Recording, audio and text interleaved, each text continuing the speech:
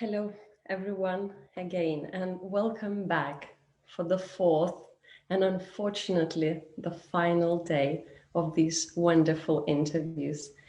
It's been absolutely overwhelming to receive so many beautiful messages and wishes from around the world. So thank you very much for that. And without further ado, let's start this evening with my first guests and welcome Mirko and Alessia Betty.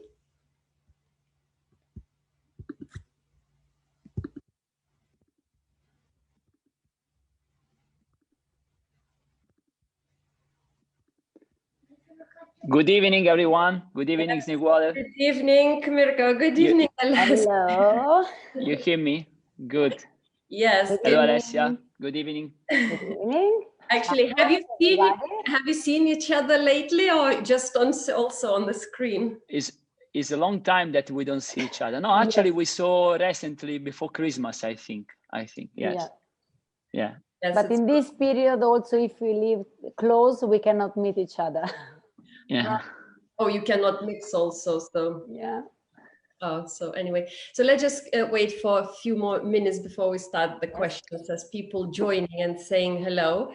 And we definitely going to start with our first questions. I would like to say congratulations, SnieguoleWood, because this project is very interesting, and I think is very important for the dance industry. And of course, I hope, and I believe that Alessia as well, that many of young generation dancers will watch this program that you prepare. Yes, I hope so. Actually, I believe that a lot of people watching it, and it's just not everybody, replying. I think some of them scared a little bit to comment, and so yeah. But I'm sure everybody's watching, so it's wonderful. There are so many and so many views. It's a very good idea because, like many times, we don't know what is our past, and in this way, in 4 days, you take everybody in and. If the people really want to know the story of dancing, this is very good.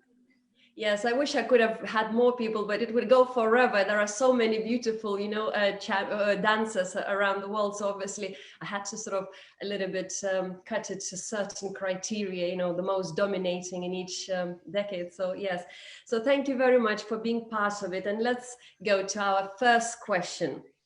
And so what do you miss mostly from decade that you danced in 2000? Mirko, maybe you could start. I can start. Okay. Yeah. So what I miss? For sure, I immediately say that what I remember in my period. And the first thing that I miss that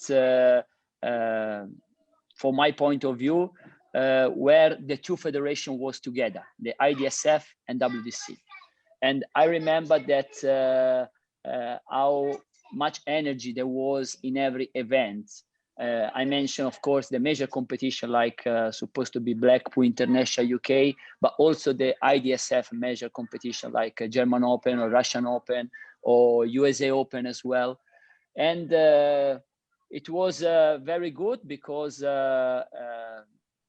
it was good energy for everyone to compete and of course to have a very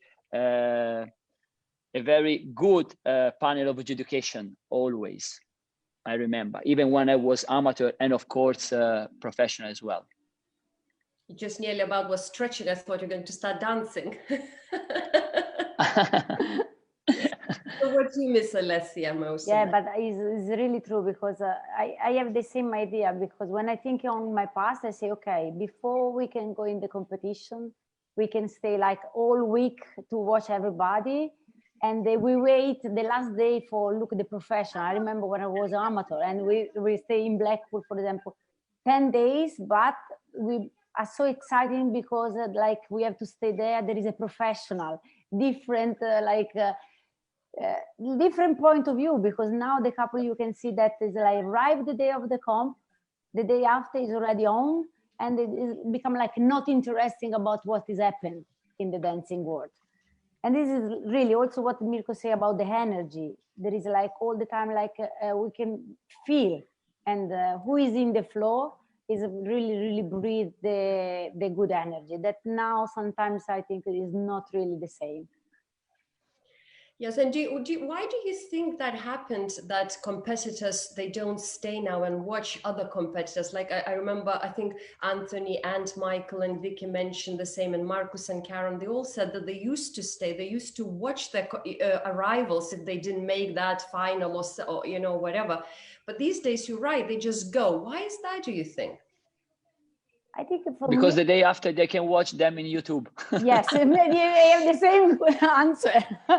Yeah, it's too much. No, is yeah. This I think is one of the point that for me why our decade is learn the really quality of dancing, and not very fast but slowly. And what you learn slowly, you can keep longer, I believe. Yeah. And this was one of the point that. We was waiting very much the competition. Once I remember that I was amateur, I was arriving in Blackpool and dance on Wednesday, but then still till Saturday because I was waiting to watch the professional competition because it was the only chance after the last competition was in UK, the only chance after 5 months to watch once again the performance of the really top level couple. In that time that there was Marcus, John, and Andrew, and many other good dancers that now I don't have time to mention whole, but I mentioned just the free measure of that moment. And of course, to watch them live is a different story than to watch them just into the phone, into the smartphone, or into the some video. And of course, you can really see all the details of the competition, not just the way that they are performed, but also the way how they be able to entertain the audience, the way that they have like the challenge to themselves and to each other. And of course, once you was walking into the changing room, you can see also in the way that they prepare, in the way that they warm up. I think it was a very interesting, very good inspiration for us as a younger generation. Do you have anything to add, Alessia? Yeah, it's true, because I remember, especially the first time when we go in Blackpool or in the big competition, that also in our categories, we want to see who is a champion. I remember in that period is like a Christopher, and Mirko is become like, okay, is Christopher there? Can you run to look him? And we are really interesting about what they doing. Now I think that sometimes the people are just interesting about them. That's it. And finish the comp, finish just thinking about other things and not believe that they a little selfish. Yeah. Right. Yeah, actually, again, there was mentioning through, you know, through the 50s, from the 50s, everyone mentioning similar things. So I'm glad even the younger generation still thinks the same. Yeah. And actually, as you mentioned, you're missing those two federations joining back together. Do you think any hope, or do you believe that one day they will join back again and they all can dance again on the same roof? I hope so. Maybe coronavirus give us the chance to do it. Why not? Yes, because in our industry we can feel really that we suffer, and of course in all other kind of work on economy they suffer. And then maybe many people realize that it will be better to be back together once again, and try all together to make it the dance world and the dance industry more successful, because split and divided is not make it very strong, I think. Totally. Yeah, this is my dream. I can try to work even when I can do like a Zoom meeting or online lesson, group lessons. I can try all the time to try to invite both federations to be together, and because I think in that moment that the federation is together, really the dancing world is very big. Now it's big, but we cannot feel. Maybe also this is why we can appreciate more what we can do. Yes, perhaps. Because we have like everybody that is a fight in the competition, but you know that there's really all the world is in the same place. I hope everybody listening to that, and they will take this on board, and the friendship, the love, and you know, we are still one that we will join back together. So let's move on a little bit to your dancing. Well, you have this name, you had then, you know, name for your tango, and obviously it used to be people shout and scream when you used to do your tango and clap a lot. So how did that become your tango dance, your dance, basically? If I can answer as a first, maybe Alessia agree with me because we have the same experience. So I remember that our tango was the worst dance, actually. And we never practiced so much. Yes, on 2011, on 2001, 2002 was not our best dance. And therefore, we arrived in one competition, very important competition. And we win this competition for the rule 11. And we lost 2 dances, tango and quickstep, against Domenico and Gioia. They're also very great dancers as well. And by that time, I will say that we start to really push more during our practice in order to improve these 2 dancers. And we did, because then there was, after the Blackpool, there was German Open. Also, we lost the tango once again. Then there was a World Championship in September. It was 2002. We win, but we lost tango and quickstep again. And then our teacher said that maybe you should turn professional. And I say, no way. I want to be a champion on all 5 dances. Otherwise, I don't feel like a champion. I feel like a loser of these 2 dances. So in that way, I will say that you need somebody that really give you a kick on behind. I don't want to mention bad words. And you need to really, you start to push yourself once you feel that you risk. And of course, we start to, and Alessia probably remember, our practice, we always start with tango, and where before we spend more time in waltz and foxtrot, of course, in the swing dance where there is more detail, more specific thing to improve the swing, but also in tango as well, for sure, there are many other details. But anyway, usually for the people is like a Venice waltz. Nobody is practice Venice waltz like they practice slow waltz, for example. And after that kind of experience, we start to practice much more tango. We start to take in much more lessons in tango. And then we arrive on 2003, and it was in Austria, the World Championship in amateur, and we win all 5 dances. So then we returned professional in 2004, and immediately we felt that, and everybody saw that tango start to be one of our best dance. And for sure is the secret is the determination that you put during your practice. So Alessia, maybe you could add something like what do you think? Obviously, tango was your best dance. What do you think compared to now the tango, the character? Is it still kept those characteristics? No, because today for me, okay, not just in tango, but in every dance, we cannot see so much the characteristic of each dance. And in tango, especially because tango is the different dance for me. It's like different for the rest of the other 4. In this dancing, really, we have to see the tango action. And I remember one time that in one of our last show, that is Anthony early say, okay, you doesn't dance tango because you just give me too much panic on that. I say, okay, I suppose that is good. And he said, no, you become too much stressful, and it's not, because I cannot enjoy to watch. And this is make me like idea say, okay, what really the people want to see from tango? Why our tango is good?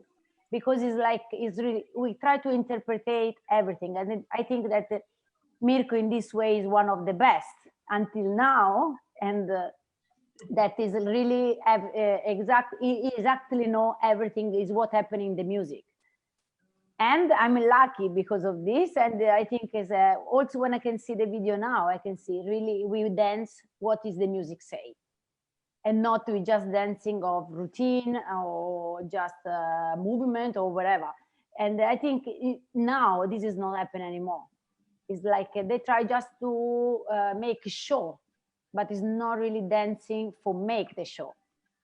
It's so just, when you say it's not happening now, and you obviously practice, so how differently did you approach your, let's say, tango or every dance to make it more characteristic? So what was your approach different? Maybe Mirko can. So the approach different, for sure. Technically, I remember once we start to learn more deep the dancing, and we were youth under 21, that we start to have lesson also with foreign teacher, with the English teacher, and we start to try to improve our swing. And there was a period that we also dance swing even in tango. So it was like then many people didn't like, because our tango was too soft. But I remember that on that time that I try also to improve the softness, I also interfere my softness in tango, and I think is not negative, this thing, because then once you understand how to be soft, but and then you can combine and in a way to how to be strong, I think is very good combination, because also the music of tango is changing a lot from very soft melody to the very strong melody, and this changing is very, very drastic. We can hear in every music of tango, and also is also in the Argentine tango there is the same kind of music interpretation, music structure, I would say. There are many kind of music that the melody are very, very soft, but in the same song they will change a lot. There is more contrast in terms of music, and of course the ability of the couple to understand and to make it this contrast. For sure, I will say that in our period, where in the major competition, of course, even now, in the major competition, there is orchestra that they play. And if you are really crazy about dancing, you start even to know the song and the title of the song. And you, once from the first note put a tango, you really understand that it's comparsita or isole guapa. And for sure, you know which kind of interpretation you should give in comparsita and which kind of interpretation you give in isole guapa. Even that your choreography is still the same, but your choreography, you can dance 5-step strong, or you can dance 5-step a little bit more soft. Depend what is where the 5-step arrive on that moment on the music. You understand? Yes. And in order to do this one, for sure, is not so. If you concentrate just into your individual performance and not to think about the music and hear the music and dance with the music, but just dance in the timing and just dance the step and the choreography that compose and the step that compose your choreography, this is not possible. So you should be a little bit more open, and you pay this is I suggest for the young generation to pay more attention to really listen the music, not just hear the music, listen the music. And Alessia, would you like to add something to that? No, I think I'm completely agreeing what he said, but I think this is happening in every dance, that really the couple is not concentrate anymore to study and be interesting about the details, what they can study. Just they listen and okay, they repeat, but they're not understanding and doesn't put in the body what they have to do it. I think this is what for sure we can study more in the past. We can become more, we can pay more attention in what we can do. Exactly, we can feel, we can start to feel. Now, sometimes I have a question mark when I see competition or couple, I say, they feel or not feel what they can do, or just it become like a program. Okay, 2 minutes, 2 minutes, that's it. But maybe doesn't feel and maybe doesn't know exactly what they do. Well, so do you think that could be connected because like the previous decades were like Anthony again and Michael and Vicky and Marcus and Karen mentioned that they never really had, let's say, set or full on the same choreography. They used to practice bits like, and Michael and Lorna, the same Latin as well. They used to practice certain things, but then they would connect them depending on music or feel differently. So they could do a different samba every round. You know, similar figures. Obviously they knew the figures because they practiced them, but they would connect them, whatever. So the girl would follow all the time and trust a man. And so do you think that would contribute towards that listening to the music instead of these days, you know, everybody practicing the steps? And in fact, I think if you change one step, girls even shouting when they come off the floor, oh, you've changed choreography.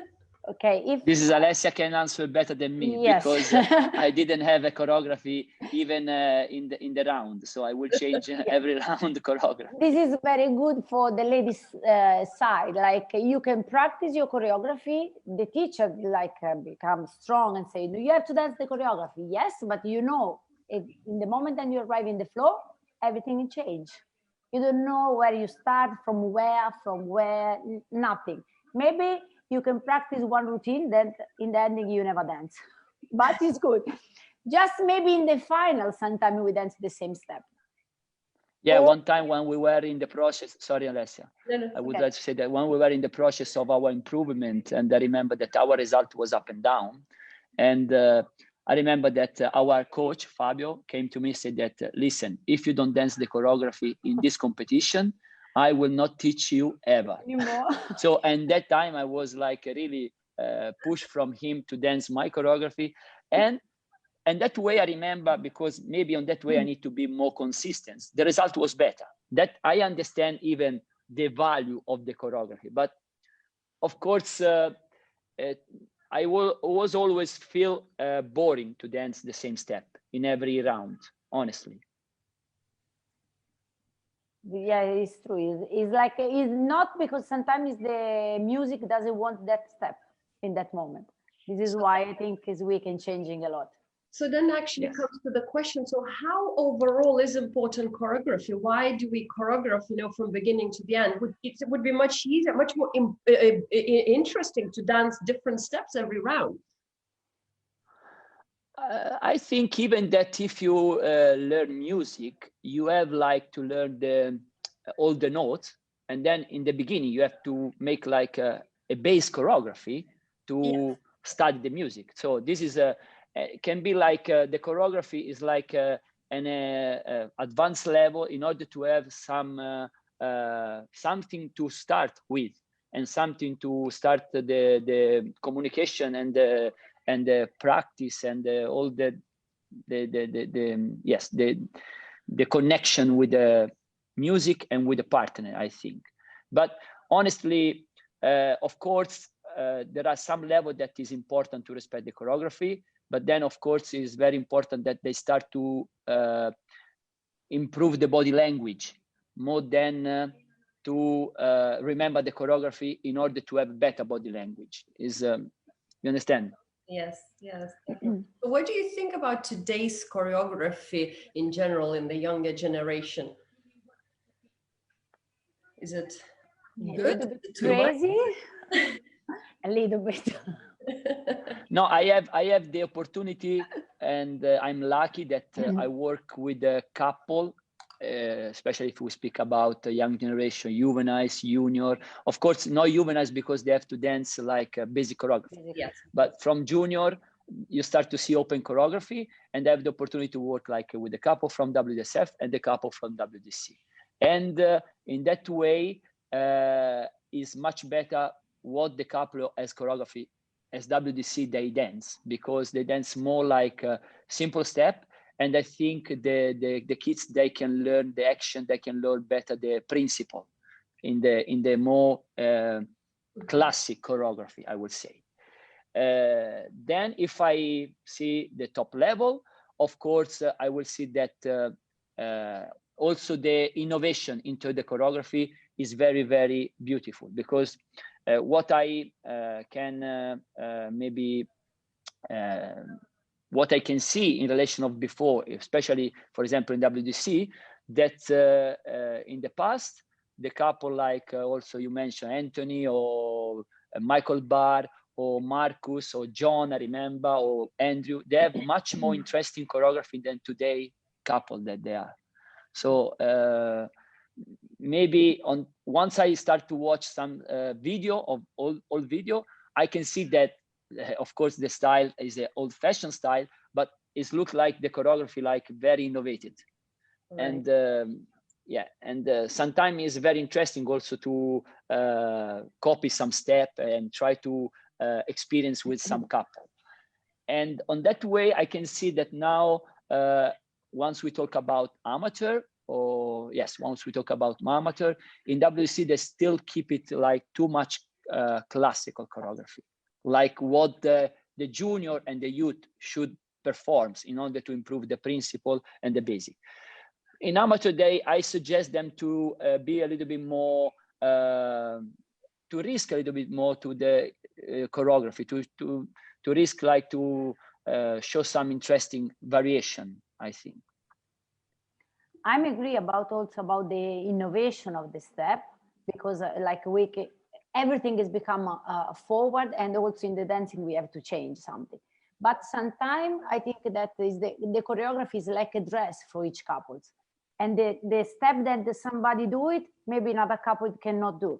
This is why it's important that the couple doesn't go into copy the other one, but just make something that maybe is more easy, maybe it's more difficult, but it doesn't matter. The important thing that is who is the couple, what they have to dance is the feeling that I have to dance.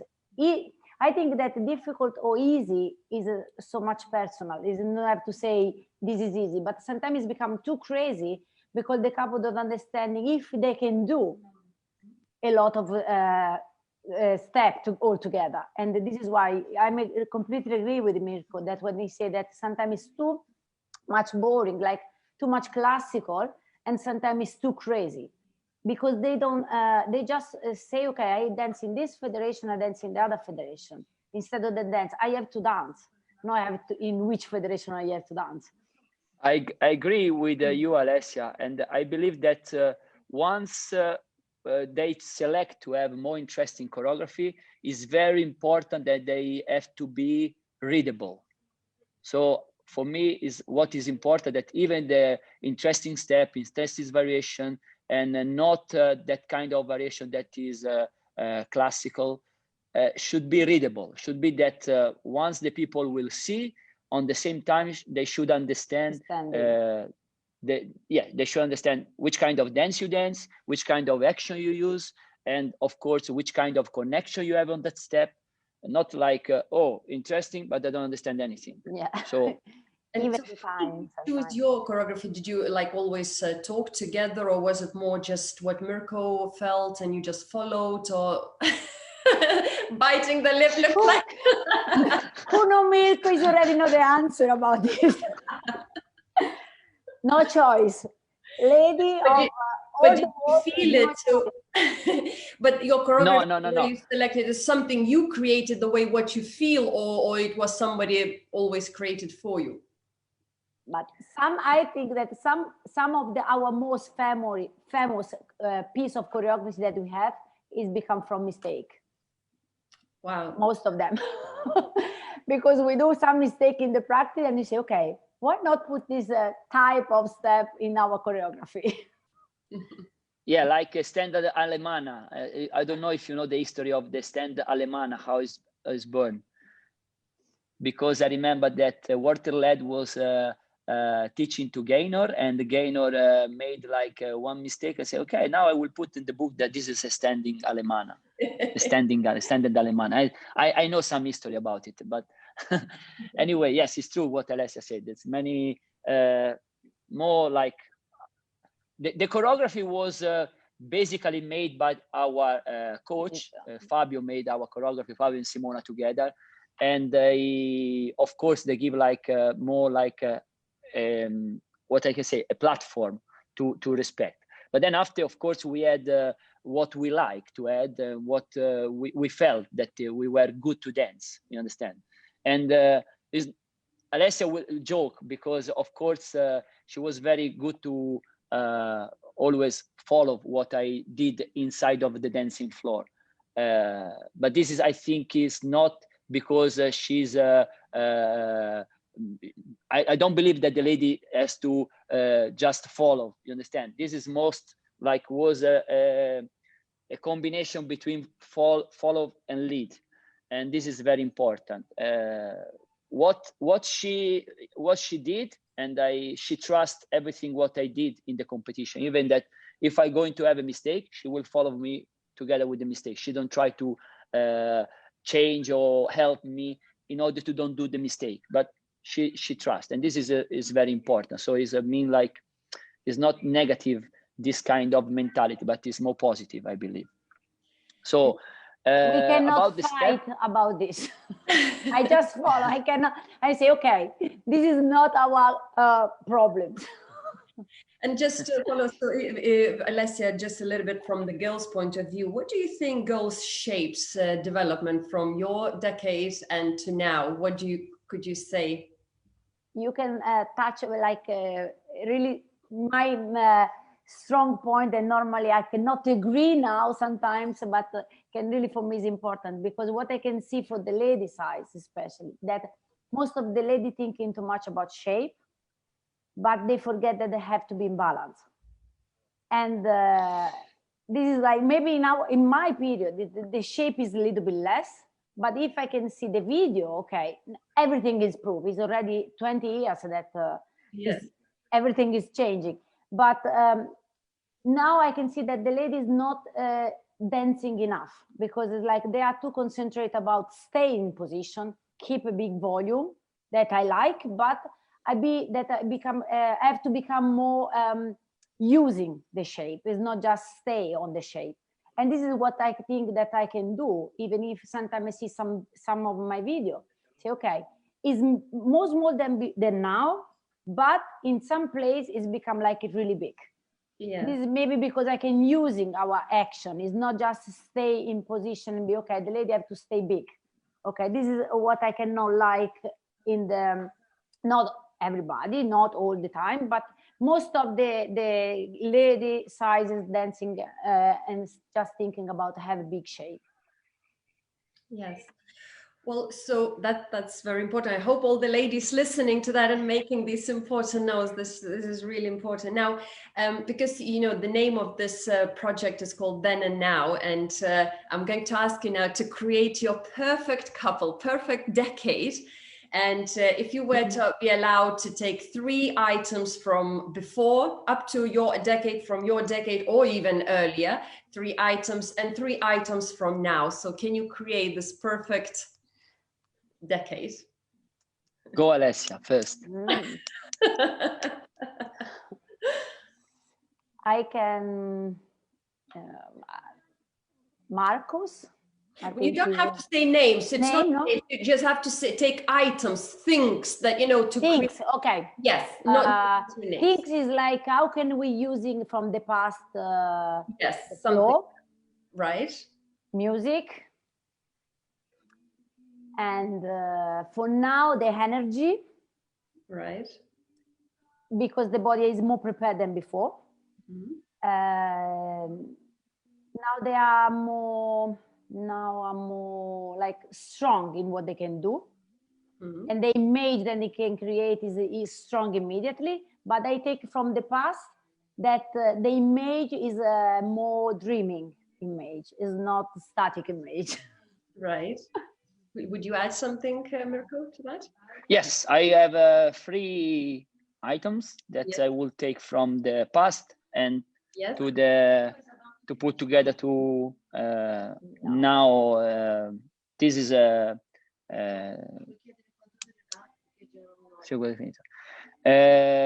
body harmony from the past, body fly and softness. Right. And now I will put together with physical strength, body movement and frame. Well, it's Sounds like, again, another perfect couple. So see, every person, every guest design these couples, and I think if they're all going to listen and pick those things, we'll have absolutely wonderful finals and semi-finals very soon. So just before you go, let's let Carmen and Bryan into our room, and you can say hello. Hello, Bryan. Hello, Carmen. Good to see you. So just before you go, let's Hello, Bryan. Hello, Carmen. Good to see you. I'm very lucky that we were before you, because after you it was it's good that you are after us.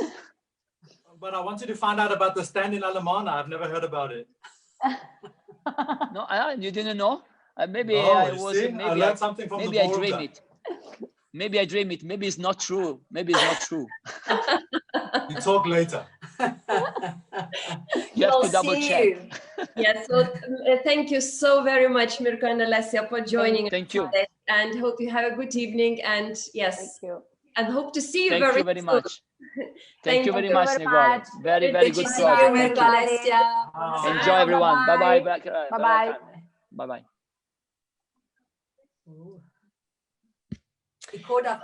Oh, hello, you two. How are you doing? I think you need to hear us? Yes. That's it. Hanging in there. I can hear you. So welcome to this show, to this series of the Then and Now. Have you been watching any of the previous interviews? Most definitely. We watched most all of it. All of them, yeah. All of it. It's been So fantastic. you know all I want to about. congratulate you Thank to a really you. wonderful project. And it's been so interesting to listen to everybody and what everybody has to say. Beautiful, really fantastic. Very good, thank you. So let's go straight away into the 90s and 2000s. And so where do you think were priorities in dance, in Latin dance, in those 2 decades? Now you have to be a little bit careful with us because we cover 2 decades, but sometimes not together. So we have to be very clear where we're going to go with that. Well, let's just do the decades when you were together. That. So let's do the 2000 when you were together. Because I was going to say, I think we were produced maybe in the 90s, but we experienced all the benefits and results in the noughties. So there you go. Well, I know for me, for sure, from clearly, you know, I come from Germany, and I know I actually started dancing in the 90s. And for me, it was absolutely, everything was always, you have to learn the basic.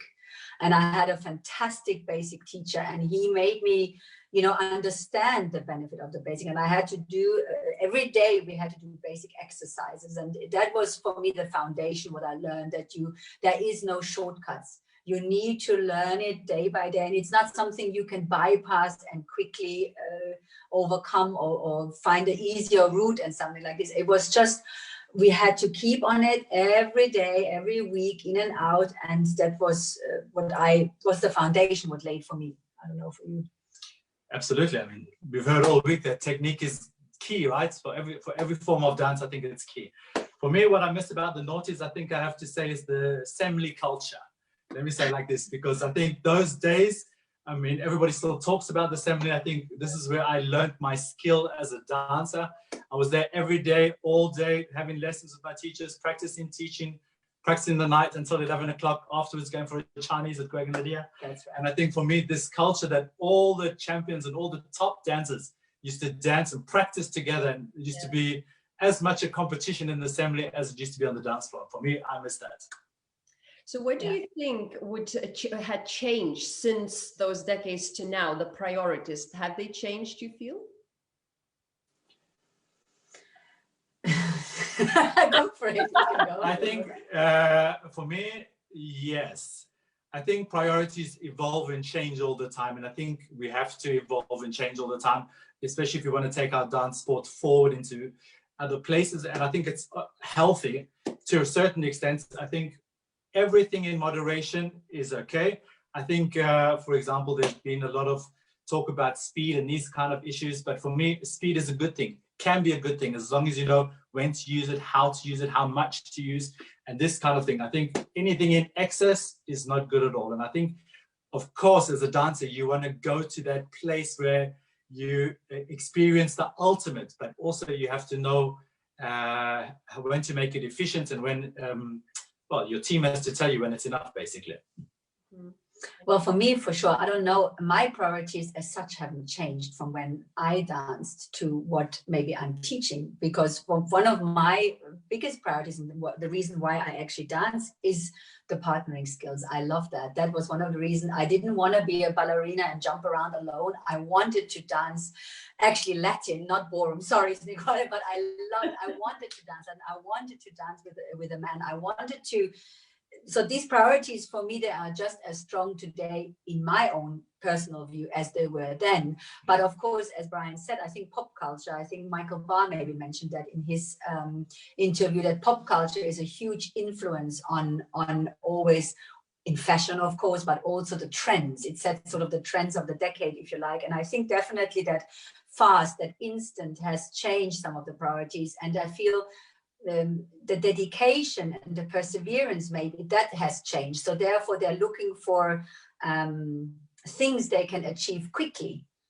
Like if you keep the, like Mirko was just saying, the frame is too fixed. Well, you can achieve that quickly because if you keep it there, that's nice, but you have to, of course, learn how to dance the body and have maybe a frame. So these are the quick fixes, I think, in order to go with the flow, what's happening out there, and stay current and trendy and all of this. And I think this whole, and I feel Lorna has said that, she said the patience, what it takes to actually really perfect a hold or the Rumba walk. And is it ever perfect? No, because the moment you feel you're coming closer, you know, one of your teachers going to go above, then you go, wow, more to practice.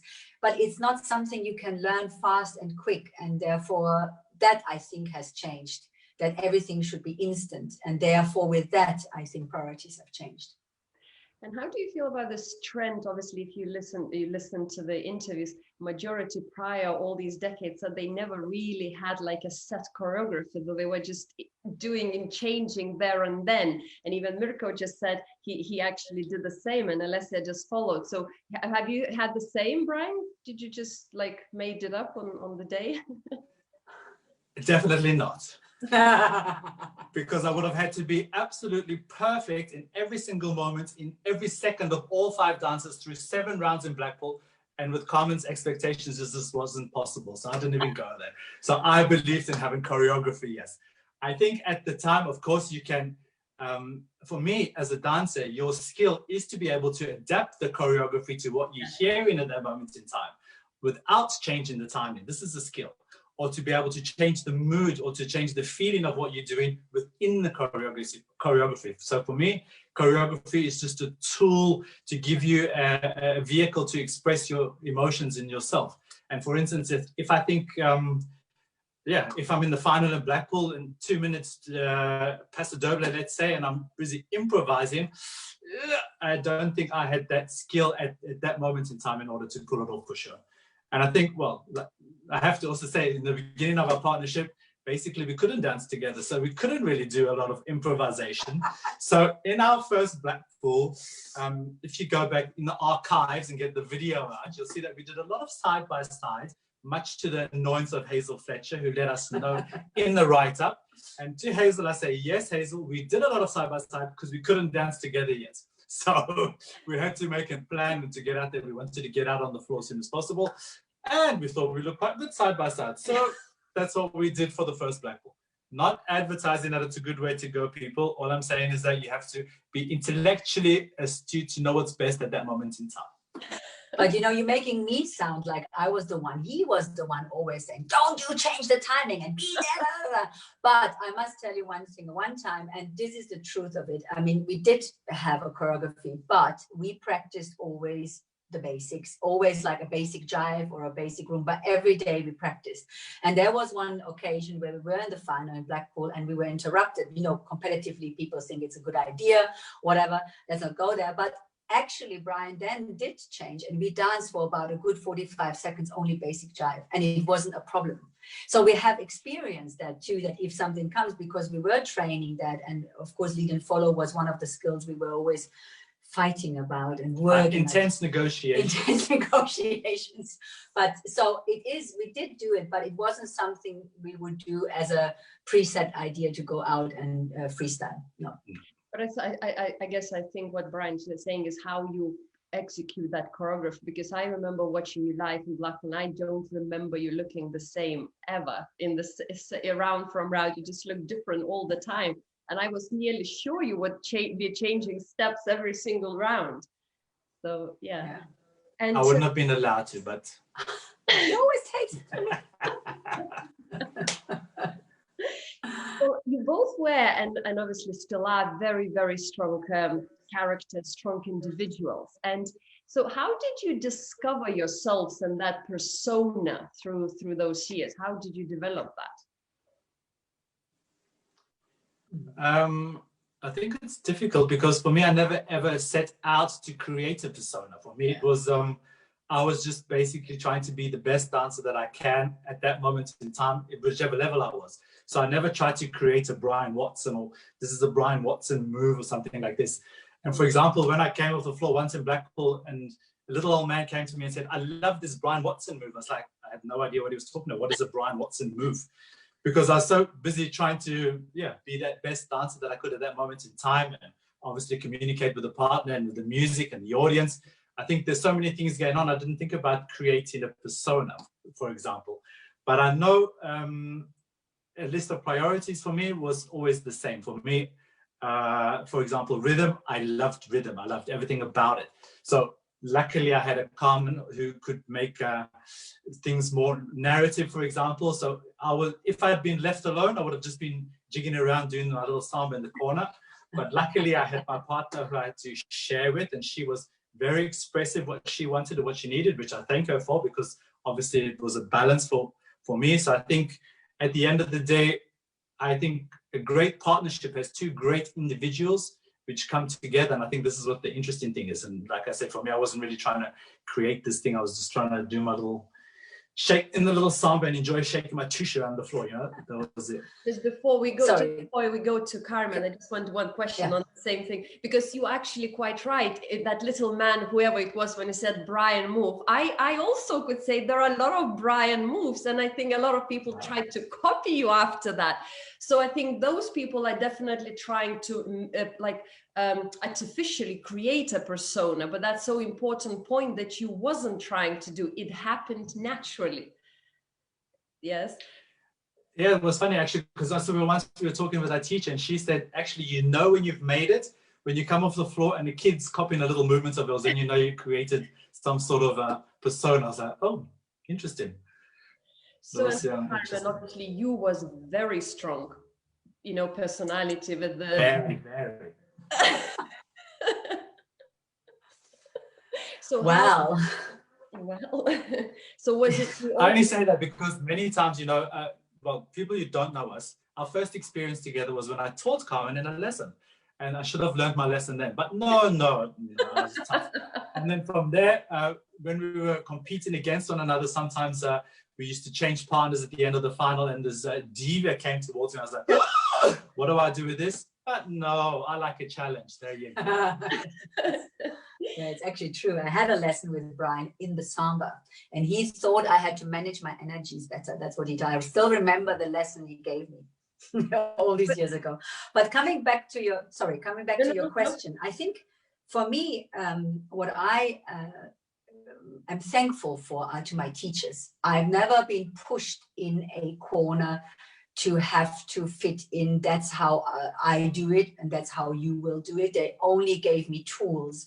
They taught me the basics, they taught me the fundamentals, they taught me skills, and nobody ever said, and you have to do it like that, and don't feel it like that, and don't do it like that. It was sort of more an encouragement to develop your own personality and develop your own an opinion about a step and how you would like to dance. And that, I feel, was for me the opening. Of course, everybody has an instinct, but are you let to do it, and are you let to dance it, or it's being squashed and actually sort of not nourished? And that's my first thing. And I think from there on, and I think it changes over the years, how you start up with is very different to when you then get older and more mature and all of this. So it all changes a bit, but I've never set out to create anything. It was more being so involved in what you're doing, so involved in that detail, you know, the attention to details. No.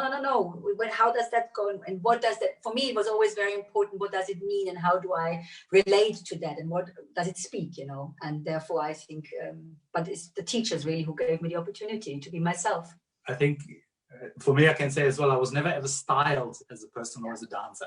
And I think the exciting thing when Carmen and I got together, it was definitely two very different dancers. And how can we make this come together and still keep our individuality? And for me, this was, yeah, it was a challenge, but it was an exciting challenge. And I can remember the styling issues we always talked about, and which kind of music we're going to have in the shows, what we're going to do, and where are we. So for me, this was part of our creative journey, let's say.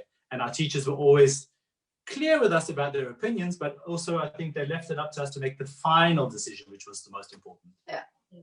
So if you obviously also throughout the interviews, a very strong word was coming again and again is missing individuality in current, not every competitor, but in general.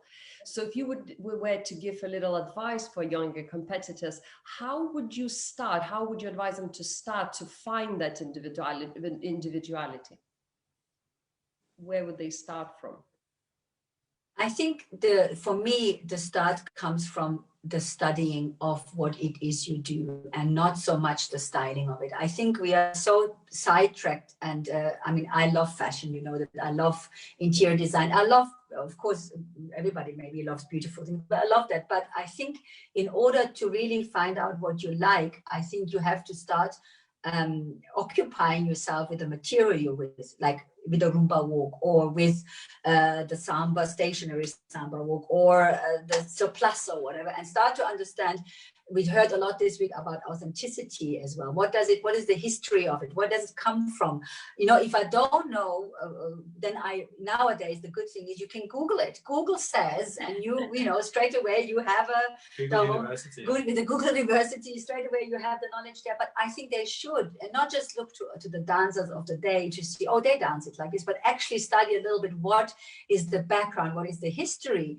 Then, of course, I think as well, inspiration is by the music. I think authentic music gives us so many nuances about things we hear in the music and how to express it and how to time that. And then I think you're starting to open a channel of you in that material rather than you sitting on top of it and just putting some arm movements of something you have actually not embodied, if you like. I think the embodiment of the movements then create your personality, I think.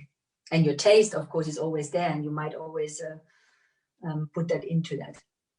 And I think you have to realize that we are individual anyway. Yeah. So at the end of the day, we are all special. We just have to find our little niche, how to bring it out in the dancing. So for instance, I think if you talk to your students, they have a personality anyway. So for me, it's exciting. How can we bring this personality out onto the dance floor? So everybody, you can share your personality with everybody. Because in the end of the day, that's why I love Latin American dancing, because it's Brian Watson doing the Roomba, and not I have to pretend to be a prince or a whatever. It's actually me out there dancing the Roomba. So this is what I love about Latin American ballroom dancing, for example. Yes, definitely. Yes.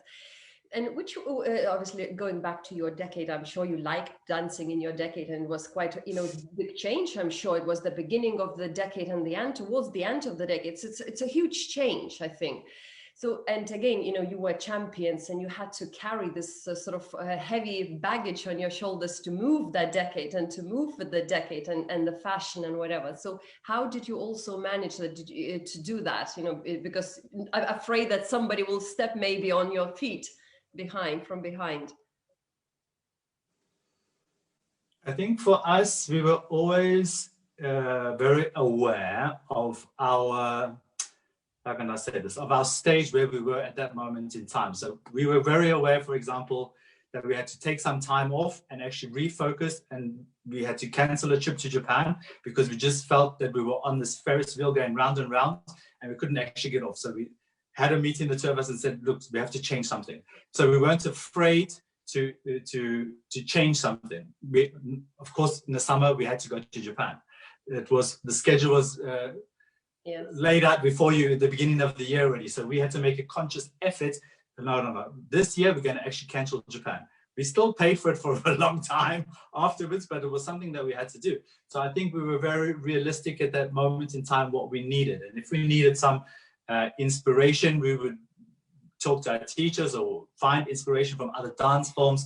Or if we felt, okay, we have to build up the bodies a little bit, let's research that a little bit. So I think we were so busy in our process of trying to be the best dancers that we could be. It wasn't like, now we have to win another Blackpool, we have to win another Worlds. It was more about I know it sounds cliche, but it's more about the journey that we were at in our dancing. That was the most important thing for us, I think.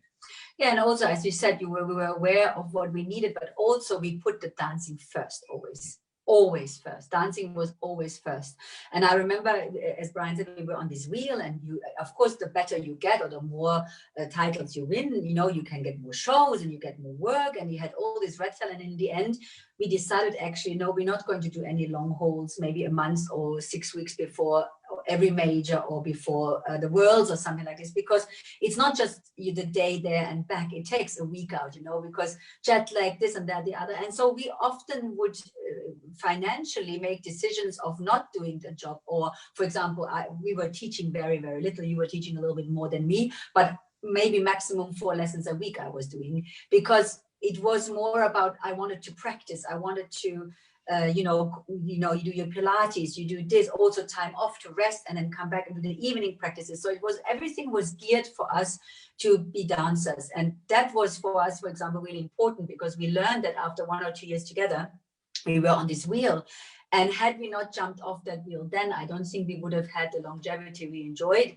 And so therefore we had to make a decision. We were aware of always trying to, what do we need to do? And as you know, when the older you get and the more titles you win, the improvements are so minute, and you work so hard for that little extra little thing, but it really is worth it. You know, it's a labor of love. Every day was a labor of love. It was like, no, and I didn't want to, you know, of course it would be nice to earn more money, but it wasn't about that. It was not the time to earn the money. It was to earn enough money that we could enjoy being dancers. That was sort of the balance we always looked for. So would you say that perhaps in the last maybe decade, or even in the last few years, that competitors are a little bit more too much orientated into competitions and just going into that, you know, sort of habitual dance and not taking the time off like you did to reinvest back into their own dancing? Well, I think every competitor's road and journey is different. So I think the most important thing, you have to realize what's best for you, and you have to have the balls to follow through, let's say like this, to make it happen. I think we have the power. Nowadays they have so much access to so much information and lessons and whatever, that they have everything at their fingertips, you know. So in a way it's a little bit, let's say we had to work a little bit harder to get to the information, to find out things, to research all of these kind of things, to make our path clear. But I think in general, of course, we'd love to be able to dance all day, every day as a competitor, isn't it? I mean, a tennis player, they travel around the world playing tennis, that's what they do. So I think dancers, the ultimate is we can, as competitors, dance every day, all day, and make it our career. So I think for me was the difficulty with the shows and with the teaching, because I think we are competitive Latin American dancers. That's the form that we've taken. So I think the balance always comes, for me, well, for us anyway, was always with the shows and with the teaching. And I think nowadays I see you follow these couples, they're everywhere and everywhere. So I think sometimes they could take a little bit of more time off and actually focus on something. And so at the next major, they come back really with another answer, let's say like this, and not just doing the same thing a little bit better. Yeah, I absolutely agree. I think it's a little bit demand, isn't it? And offers. I think it came sort of with that there is more competitions nowadays than there were in our days. I mean, when we did the Asian tour, there was no tour. It was one event. It was Tokyo. So there was no tour attached. So we were not spoiled really for choice, because it was not that much choice. So that in a way as well, there was a lot more gaps in between the competition. So now, of course, then because there is so much choice, maybe the organizers, you know, I think it was said before in your interviews that, you know, if you come, you get appearance fees and stuff. So there is, of course, a demand. And of course, the temptations are always there because you think, oh, just that one and just that one. But as Bryan said, I think you as a couple need to figure out what the couple needs. And it's not just what he needs or I need. Because, for example, and he always says that I needed more practice than you. But I did, because it gave me confidence. So he had to practice more because I wanted to practice, or I needed to practice more. And it is important that when you sit down as a couple, you figure out what is the couple needs. How do we get the best out of ourselves to bring the best to the couple, and therefore then make the right choices, I think. But it wasn't that you needed more practice. You would like more time for practice. So we had to do a slow practice in the day because Carmen wanted time to think and analyze. And I wanted to just shift it through, you know. Yeah. Dance, yeah, put the music on, let's go. You are so too different. How did you survive those years? Oh, we always say the good thing is that we met later in our dance careers. Otherwise, we might not have made it. That's for sure. We would have not made it. That's No, for sure. we wouldn't have been Mick and Lorna or celebrating 60 years together. No. Definitely not. If we had started up together, there's no way. Because I think early on we were like, we are filtered down version when we met each other, and we had a bit more, you know, patience and skills of negotiation. But early on, I think with the two horns either side, it would have been difficult. I can't imagine Bryan with two horns. He's too always. Oh, yeah, I give him to practice for you one day. Let's have a look, Snieguole. Have a try. It's like always the butter wouldn't want as well, but look, yeah.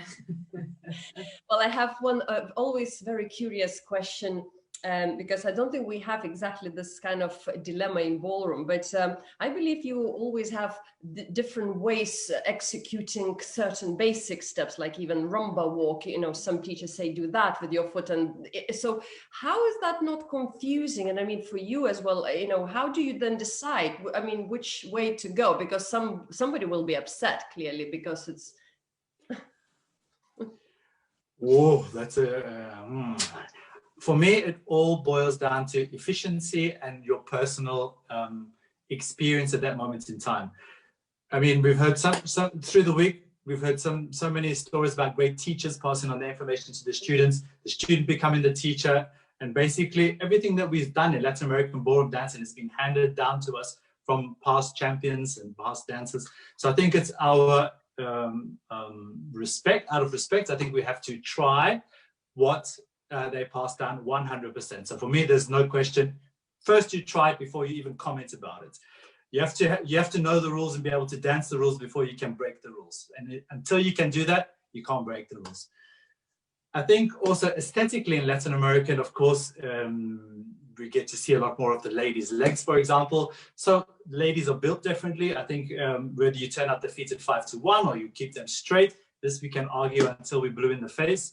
And I think everybody will have their own interpretation and reason why. So when a student comes to me, for example, and they ask me this question, I always make them try both versions. I give them my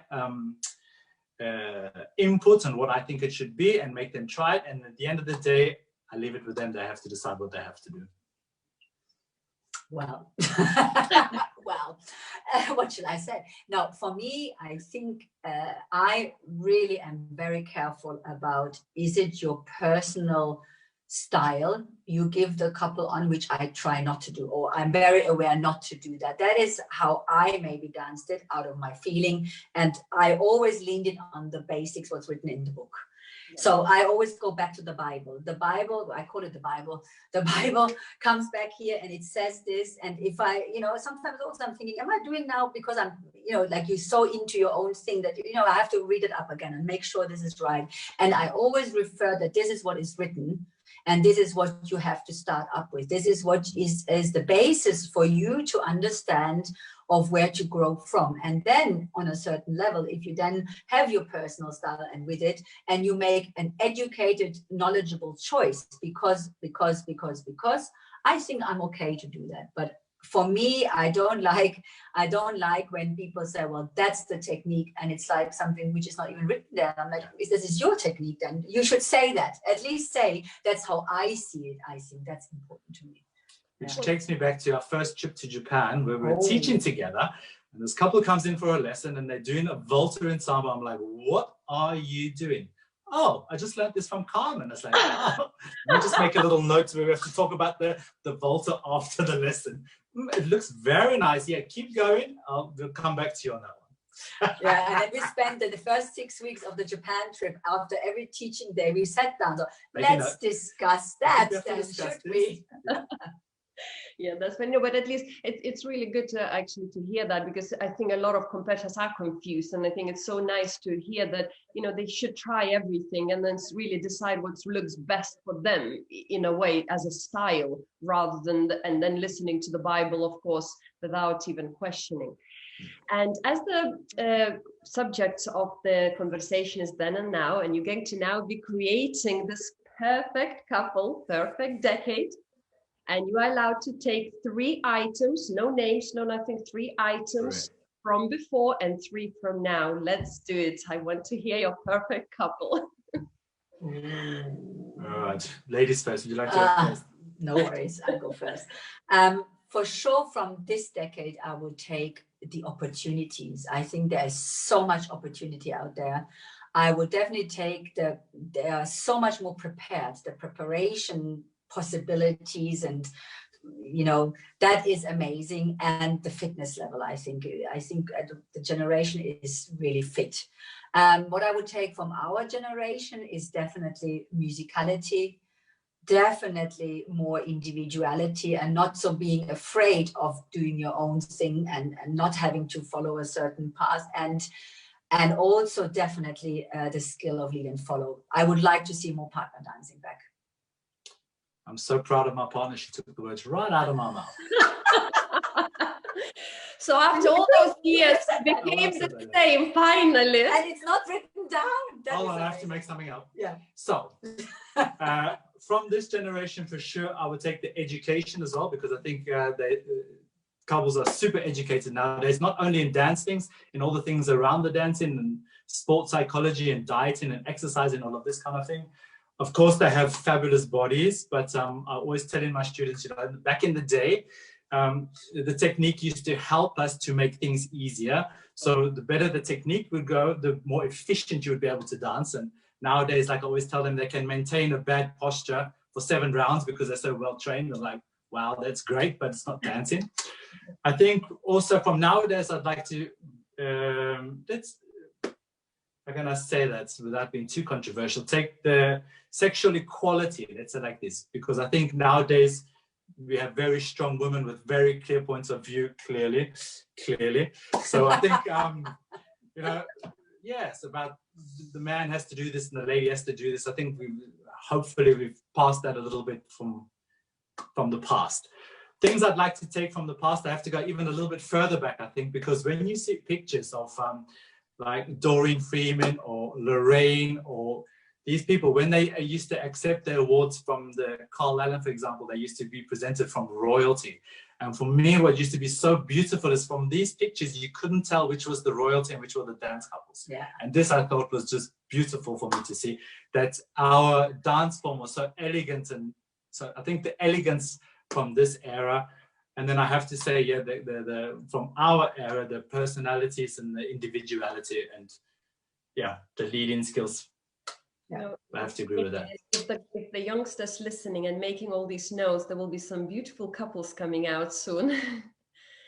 I really hope so, because, you know, like we've all said, now's a great opportunity for you guys to actually to do something with it, because we had to take time out of our schedule to actually make time for the dancing. And you guys have been given this beautiful gift of time. So let's hope you use it wisely. Yeah, absolutely. Yes, that's fabulous. Well, let in Arunas and Katusha for right now. Okay. Let's see if we can catch them off guard. Yeah. Another couple who's been around a few decades. And very smart indeed. That looks like a ballroom dancer, yes. Oh.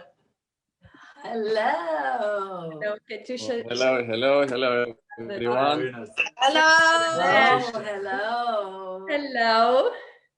Hello, everyone. Good to see you. Are you in America? Is it very early for you? Yeah, no, it's not too early. It's good. 2 p.m. It's good. Yeah. 2 p.m. It's so earlier than for you guys, but it's good. So good to see you all. you. Yes. Well, so I just wanted to say hello to everyone and then to say Hello, goodbye. Hello, No, big goodbye. thank you It's so over to Hello, you. goodbye, yeah. Bryan and Carmen. I heard your interview, guys. It was awesome. Oh, thank you. That's Yeah, really I thought fun. so too. I thought so too. Really enjoyed it. Yeah. If you disagree with anything, tell us after, okay? Don't make us look bad on the screen. Right? I Always wrote be a honest. couple of Go things for it. down, you know. So, yeah, Actually, all the questions that we're going to get, we say, well, if you listen to what Bryan and Carmen said, so it's just that, you know. We will refer to your answers. Good one. well, thank you. So, dear Carmen and Bryan, thank you so very much for being part of this project. And Thank you, Snieguole, for doing that. Have a glass of wine. We will. Thank you very much. Thank you Lots very of much. love. Bye. Thank you. Bye. Bye. So are you good? Everything is all right in America there? Yeah, it's going, you know, it's going little by little. Good. Is it, you start maybe practicing a little bit or still? No, not yet. Well, I mean, I don't know. Arunas, are you practicing solo? No, I told to Katusha we don't need to practice anymore, but that's not what Katusha told me. She said we're definitely going to practice when it's going to be possible, but at the moment we're in different places. So obviously, we're not practicing, and who knows when we can meet in the same place? Maybe we will. It's Right. the longest break we had from each other. Let's see if we can actually survive that. Yeah. So let's start with a little series of questions. Then I don't know if you watched some of the interviews from Anthony and from Michael and Vicky, and they all sort of said that 80s and 90s were the golden decade. So I wondered, how do you feel, guys, about that your decade and the 2000 wasn't included? I think it's a matter of the perceptions. Obviously, we felt wonderful being in our decade, and we could see, of course, videos of 90s and 80s, and of course it was beautiful and inspiring in many ways. But we were not there present live, so we can't be, I guess, totally objective. It's I guess everyone finds the era that they enjoy most. You're a little bit sometimes cutting off, Rune. I don't know if you. Okay, I don't know. Maybe internet is slowing down. Sorry about that, but. And what you, Katusha, could add to that? What do you think? Yeah, well, yeah, I guess it's pretty much the same answer. We were not there. We were just born, so I think the decade was pretty good. We actually were born, so we look at it that way. But yeah, so it's, for us, it's hard to compare, and of course it's a perception and subjective, and that's how the people feel. Yeah. Yes, of course. And so what was the best decade in your opinion? Well, that's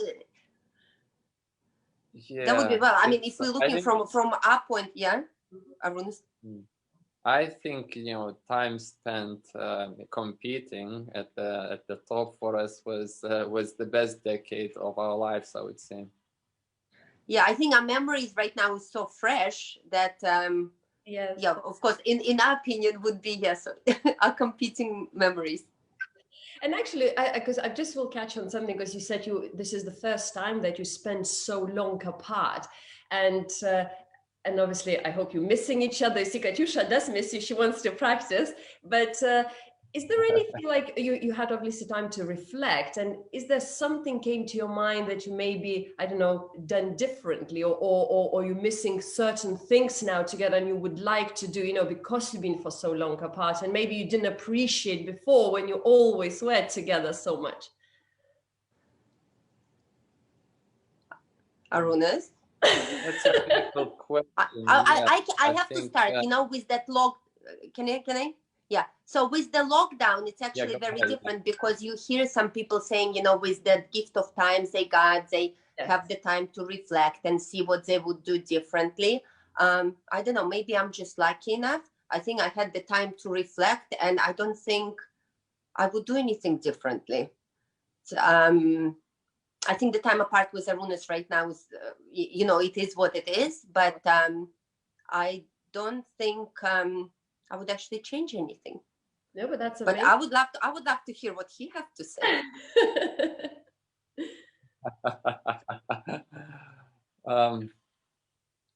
I think, you know, one thing going back, probably we're sometimes doing too much. I think in certain cases, maybe our schedule was getting too intense, but I think the reason was that we really enjoyed what we were doing. So I think sometimes, you know, the amount of hours spent on the floor with lessons and practice, when I look back, probably some of that was not as productive as could have been if we had it less intense, but because of our nature, we were kind of always trying to do maximum whatever we did. So yeah, but then who knows, maybe it wouldn't have worked so well. So, but maybe that's my lazy part talking now. I wish I didn't work as hard. I'm listening to that, and I'm thinking, you are so lucky you have me. No, but you know, yeah, because actually our story was always a bit like, well, not always, I must say, but I don't think Katusha was ever the one who said, that's it, it's enough for today for practicing. Usually it was me who said, okay, I think we you know, we can call it a day, and we can you know, go home and have rest. So so yeah, for Katusha, so it was always, you know, we needed to do even more. So now when I look back, I think, you know, how did I survive all these hours and hours of practicing? Well, but you know what? But it all worked out okay. Yes, but I think it's partially what you said just a minute ago, that, you know, because you tried to do so much because you loved it, and obviously being champion and carrying this title for so many years, it's certain pressure, I'm sure, you know, and you obviously, Katusha probably said, no, we need to practice because we need to carry on that, you know, we have to be example, like Marcus and Karen said, it takes a lot to be champion, not just good dancer, but it's everything. It's a lot on your shoulders. And obviously, how did you manage with that pressure? Because it must have been difficult. Oh yes, we realize the responsibilities that, you know, comes with it. So when you're in that type of position, so of course the way you behave on and off the floor, things that you say, it all matters. So I think we had the responsibility that we have to represent our dance form, our art form in the best possible way in whatever situation we are in. So yeah, so that puts a lot on everyone's shoulders who is in that situation. But at the same time, I must say it is good, really good position to be in, and I think you see two sides of it. I think the appreciation of a lot of people, and admiration and respect, and then of course well, you do all the things that I think are expected from yourself in that position. Anything to add, Katusha? Yeah, I think, you know, as the champion, you of course represent yourself, but like Aruna said, you represent the whole style, and people following your examples. So yes, it's a lot of decisions you have to make, keeping in mind that you know, people will be following that. So your responsibility is great. Right. And actually, as a character, I mean, you are quite a strong character, Katusha, and as a woman, you are a very strong woman. And so again, like, for example, when I spoke with Mirko and Alessia straight away just said, oh yeah, Mirko decided choreography, Mirko decided that, because, so I don't think that quite would have worked in your partnership with your strength. So who was, like, not the boss, but who was deciding majority of your choreography?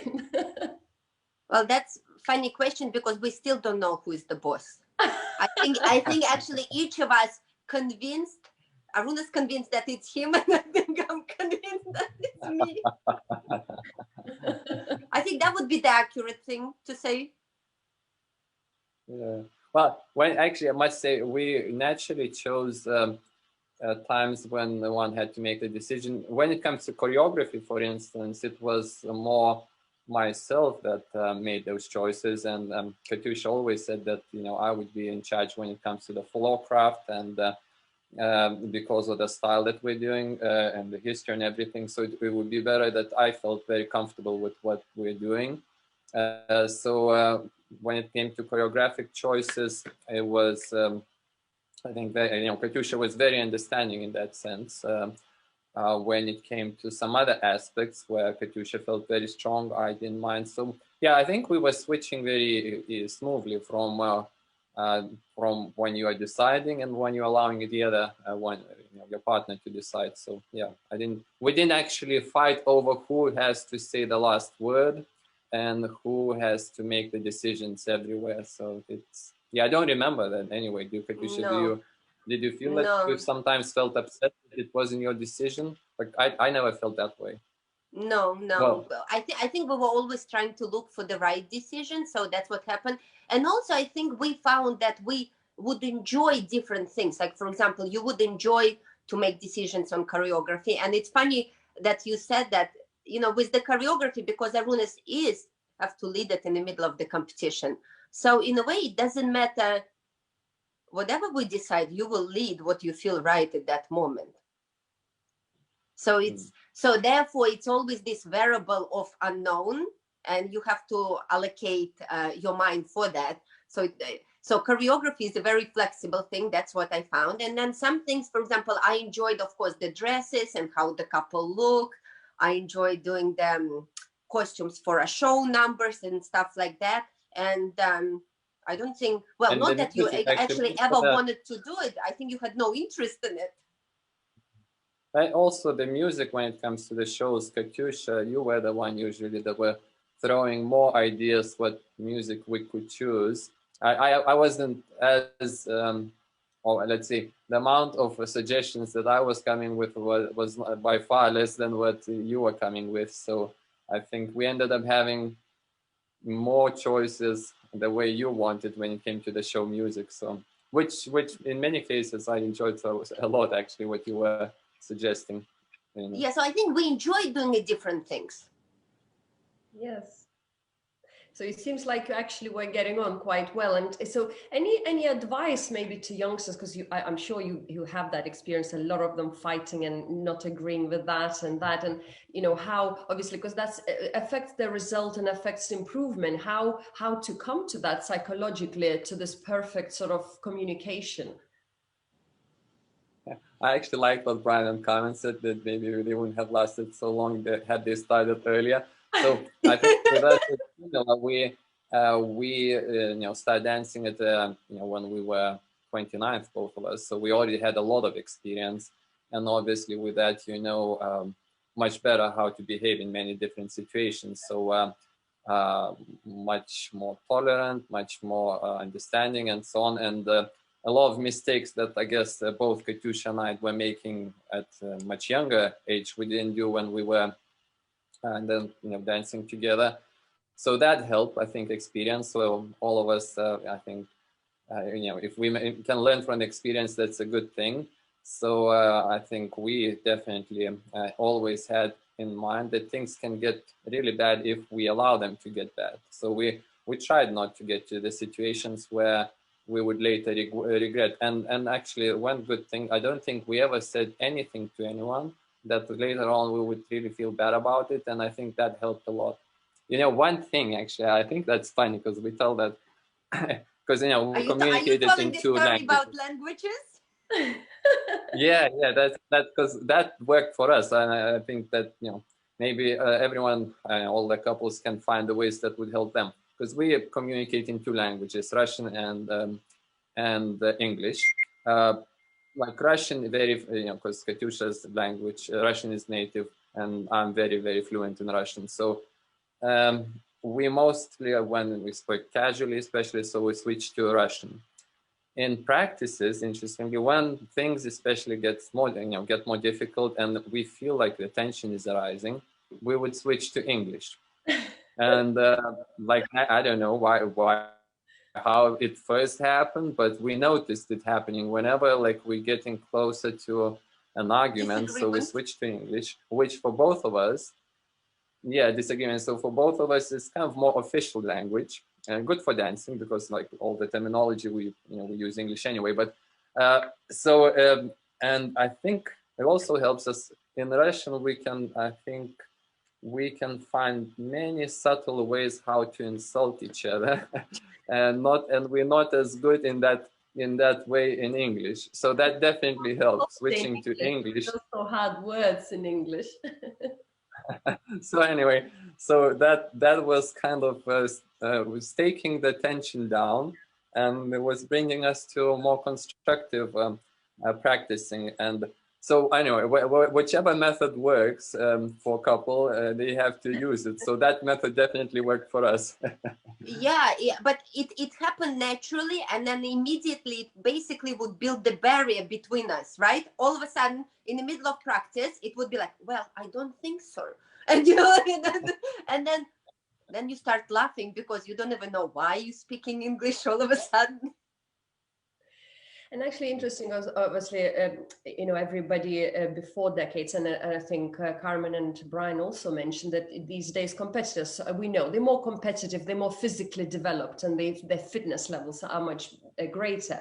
So the previous decades, couples guests, they said they practice just through dancing. So they didn't really do any much fitness. Now, interesting, do you think right now how important, first of all, the fitness aspect is towards dancing, and how to know the balance where, you become too fit and too sort of sportsman on the floor and you lose the dancing? And how did you manage to weigh that and balance it in such a good way, not to lose your dancing part? Well, I think, like, if I go and answer first, that as long as you realize that you're trying to get fit to dance better, then you don't lose the dancing. I think it's, so that's basically always, I think, was our goal. We would go to the gym or we'll do something extra, Pilates, nutrition, anything like that for the dancing. So therefore, dancing is still the priority. And would you spend extra sort of time? Exactly. So, yeah, it's supplementary things to help you to perform better and to dance and become better dancer. When fitness in itself becomes an objective, and then of course then you can lose maybe certain values in dance. And for us and for myself, I always felt like we're striving for the beauty through the movement, rather than just to show certain physical aspects. So it's the dance and the dance moves that I enjoyed, and finding for the ways how to make it most beautiful was the main theme of our practicing, and then research, and dancing was always priority, not additional, not supplementary stuff, but the dancing itself.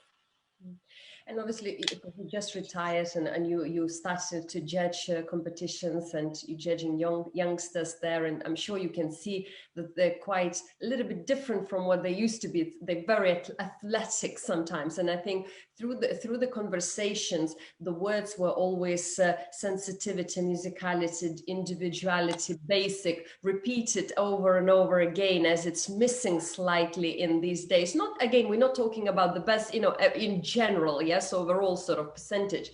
So what would your advice would be to current young generation growing? Because of course they're scared, they don't want to look, they're like coming out and weak and seniors, and they always want, we want to be competitive. And of course that takes away these other aspects. So again, your advice. Well, my advice would be, I think being competitive is very important, but you basically have to be competitive and trying to be the best at the competition in every single aspect. So it's nothing wrong being the most athletic, but at the same time, most musical and most sensitive and everything. So if we're looking, that competitiveness, so that's totally fine. Just be competitive in every single column is there to be presented. So it's through the knowledge, I think, that it comes, that awareness, what is important. So when people study and learn, they see, they realize what what qualities are needed to become very successful dancer, and of course being fit and athletic. So it's just one part of it. So it's not everything. So those who learn and who study well, so they realize that, and I think ultimately become very successful. So, but because obviously you danced as well Blackpool many times, so many times, and you did in the beginning 6 rounds, and then, well, actually no, 6 rounds all the time, but yes, you would do, and you would not be tired towards the end. So did you make extra preparation, as you said, fitness, or you just did a lot of finals and finals before that? Well, we did both. A lot of actually practice. In 2018, wasn't it? We danced because we missed 2017, unfortunately. But so 2018, we had 7 rounds, wasn't it? 7 rounds, did and Blackpool, from the 7 first round into the final. Our first Blackpool, and the 2000 and what's the date? And the last, and the last competed.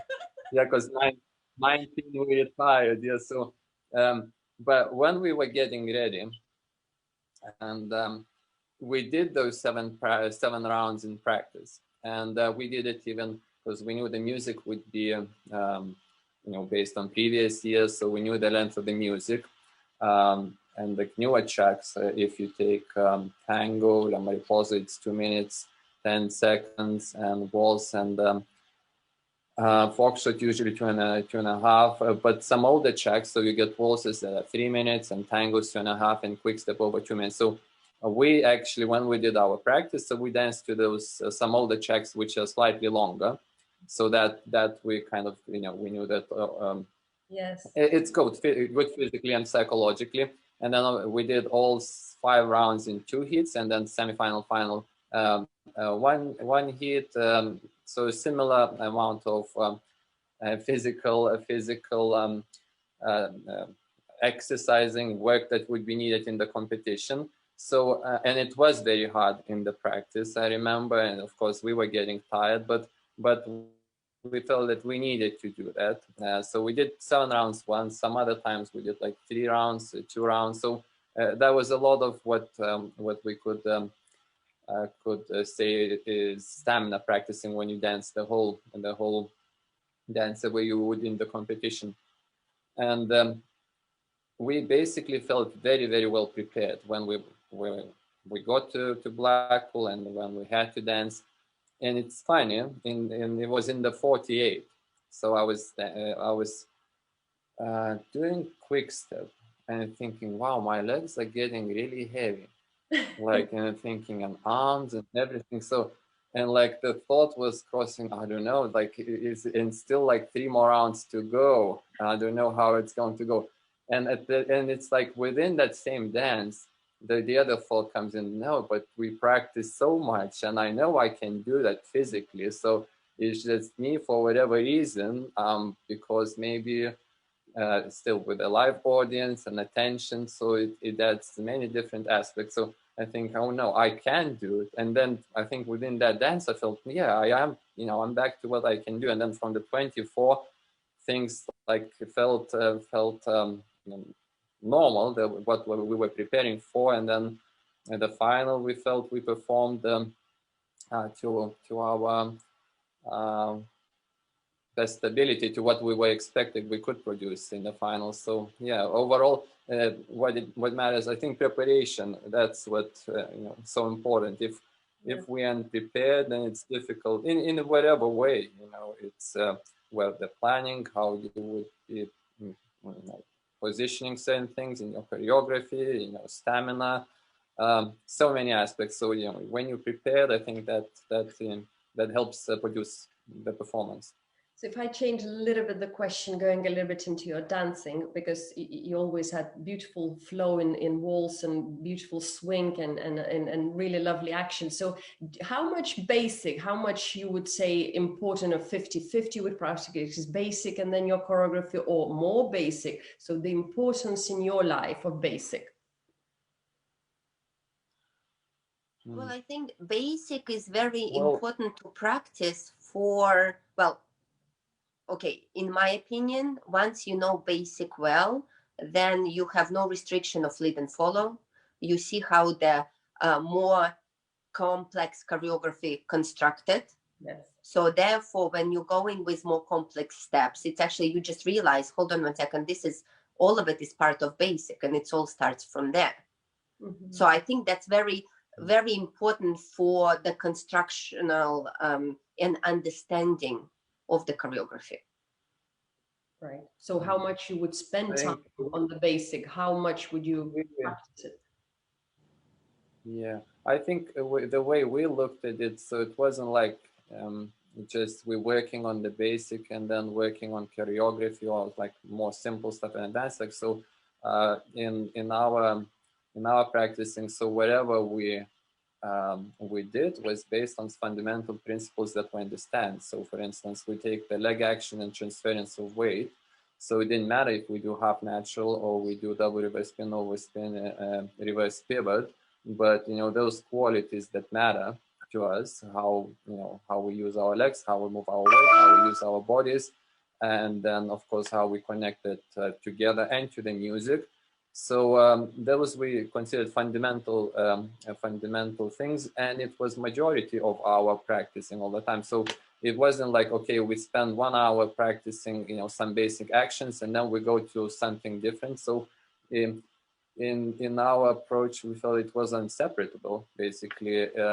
Everything what we do from basic fundamental things that allows you to, everyone can dance most complicated choreography and most simple steps, but of course produce different impressions. And it's got to do of how those things that matter, in many cases it's fundamental actions, how they are understood and done.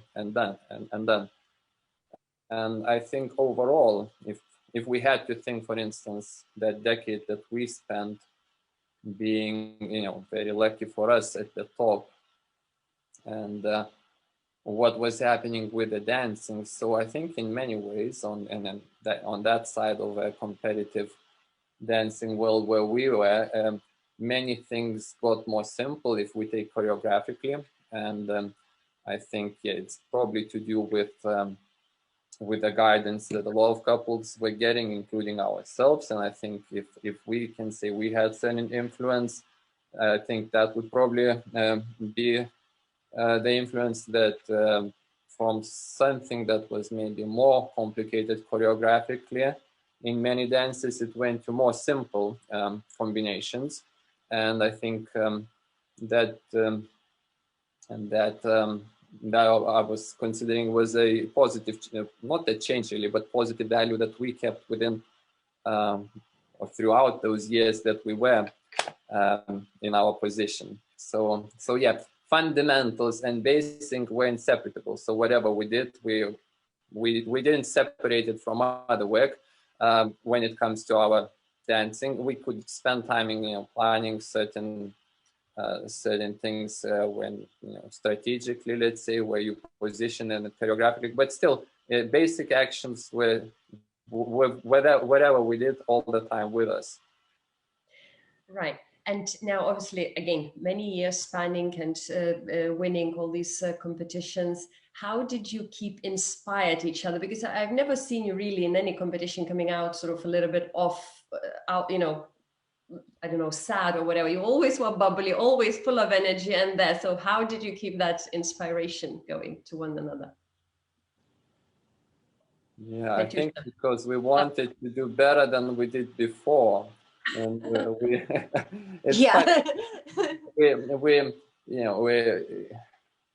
they say when you go special tool, like poking each other before you're coming out or something. No, actually, when you about to perform, when you go to the floor onto the floor competition, so of course you have to get into a state of mind where you feel that it's the best it can be. After the event is over, you look back, you think, okay, and nothing was good enough. And when you're back to practice, so things that you can do better. So I think that approach, that's what we had. So that was motivating us, because we were looking back and thought, okay, we could have done many things better, when we were looking back, and that was motivating us to do it again, basically. So we'll give it a go. And you know, it's interesting. So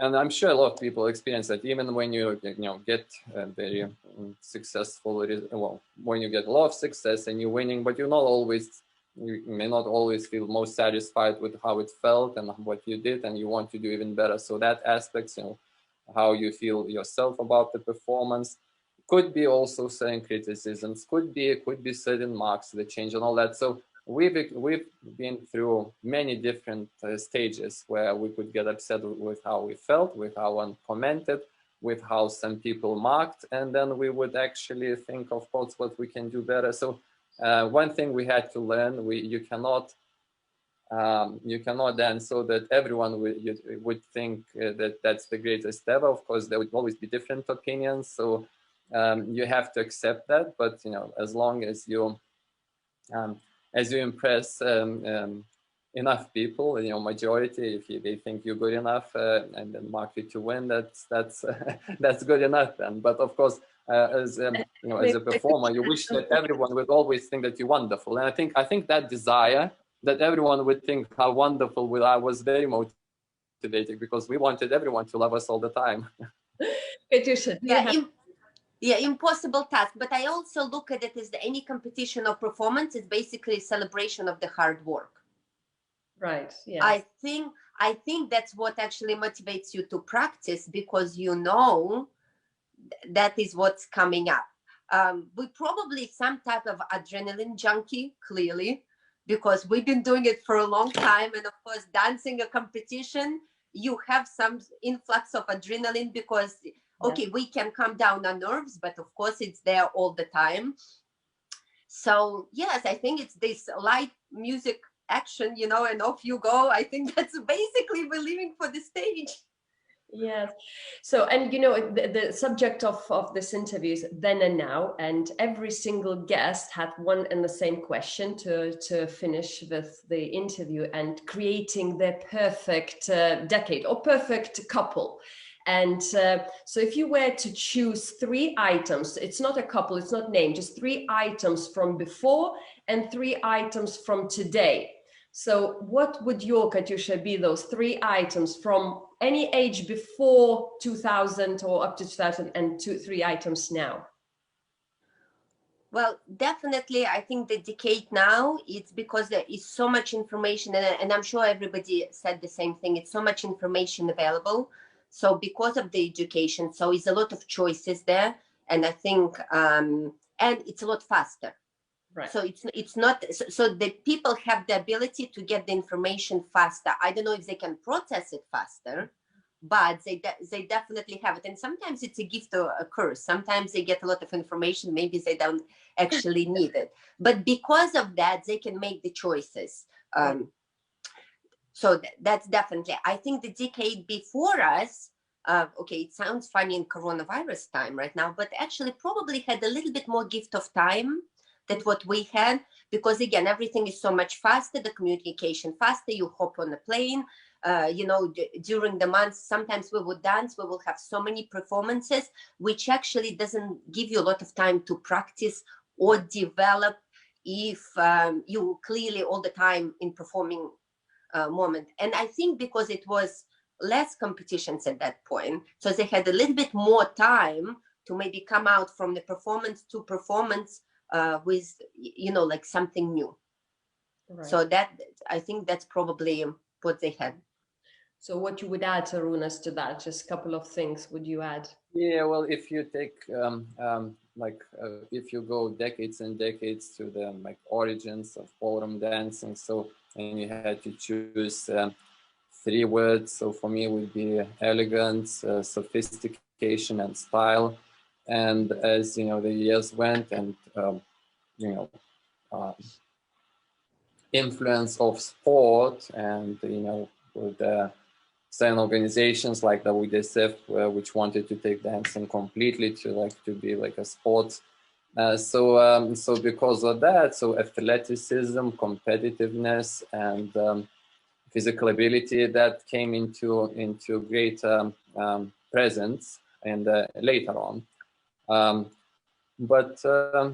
Yeah, I think looking back, you can see that, you know, elegant style and well, I said sophistication was probably, probably like very big feature of the ballroom dancing.